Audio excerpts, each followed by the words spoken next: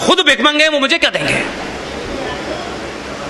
2013 में भारत की संसद में दिन के अंदर डाका डाला गया।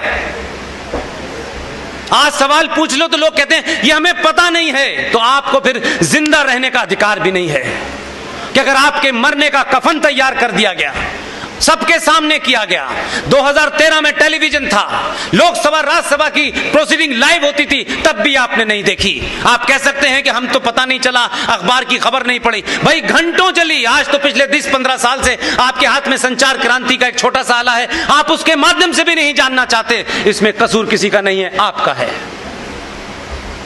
2013 में भारत की संसद के अंदर वक्फ प्रॉपर्टी कानून को दोनों सदनों से पास करके स्थापित कर दिया गया। शेम का मामला नहीं है, शेम तो बड़ा लाइटर वर्ड है।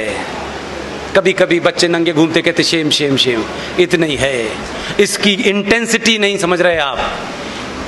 वक्फ प्रॉपर्टी कानून का सेक्शन 40 एक सेक्शन बता रहा हूं मैं,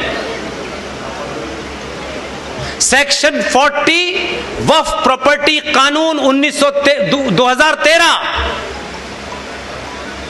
ये बड़े बड़े मठ, ये बड़े बड़े अखाड़े, ये बड़े बड़े ट्रस्ट, ये मंदिर, ये कोठियां, 5 कारें, 4 बीघे में मकान, 20 बीघे में फार्म हाउस आपका नहीं है। अपनी अपनी दुकानें चलाइए। ये मेरा आश्रम है, वो मेरा मठ है, मैं यहां का ठेकेदार हूं, मैं वहां का ठेकेदार हूं। आप कहीं के नहीं, आपको पता ही नहीं है। आप सिर्फ समय पास कर रहे हैं, क्योंकि सच बोलने की हिम्मत नहीं है। जब सच बोलोगे तो अपना खुद छोड़ना पड़ेगा। सेक्शन 40 ने यह ताकत दी है भारत की पार्लियामेंट ने। वक्फ प्रॉपर्टी कानून 2013 में वक्फ बोर्ड के 2 जाहिल मौलाना इसी डीएस कॉलेज के हॉल के बाहर इसका मुआयना करें, आपको बताएं या ना बताएं, कानून है ये। और उसमें कहा गया है 40 में, इफ दे फील,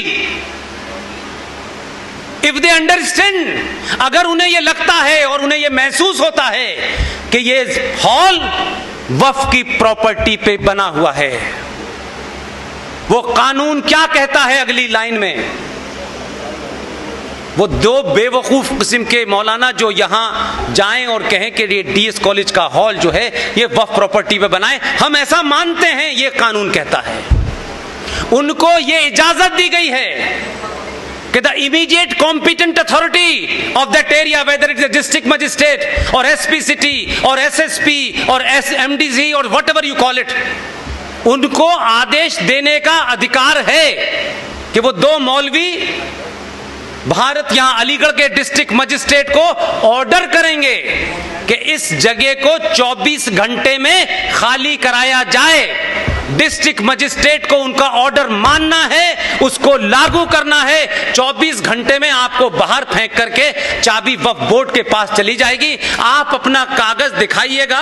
आपके उस कानून के तहत यह कह दिया गया है कि आप हाई कोर्ट जाएंगे तो हाई कोर्ट को यह आदेश है कि वो इसकी सुनवाई नहीं करेगा।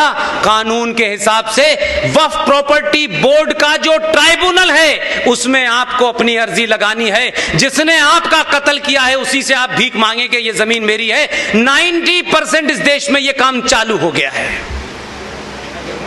आपके पास कोई कानूनी तरीका नहीं है। आंध्र प्रदेश हाई कोर्ट ने एक ऐसे ही केस की सुनवाई की और उस सुनवाई में जो ऑब्जर्वेशन दिया है उसमें साफ साफ लिखा है, as per the law passed by the parliament of India in 2013 we are not entitled to hear any kind of petition, you have to go to the Waqf board. आपको वक्फ बोर्ड में जाकर के मिन्नतें करनी है कि उनको नहीं साबित करना है, उनसे कोई डॉक्यूमेंट नहीं पूछा जाएगा। इसकी ताजा मिसाल अभी 2 महीने पहले हुई है, आपके सामने इसलिए रख रहा हूं कि कुछ भी ऐसा नहीं है कि हो रहा है आइसोलेशन में आपको पता नहीं है। इलाहाबाद में पंडित चंद्रशेखर आजाद एल्फ्रेड पार्क बना हुआ है।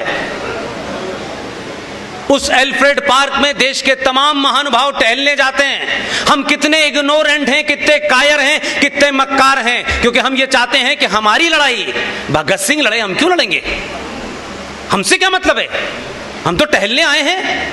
ये क्या हो रहा है, होने दो। उस पार्क के अंदर कुछ पागलों ने कब्रें भी बना दी, मजार भी बना दी, और वहां एक कुछ क्या बोलते हैं उसको, मस्जिद भी बना दी। ये काम बड़े बड़े वकील नहीं करते, बड़े बड़े संगठन नहीं उठाते। वैसे वो 24 घंटे राष्ट्र में लगे हुए हैं।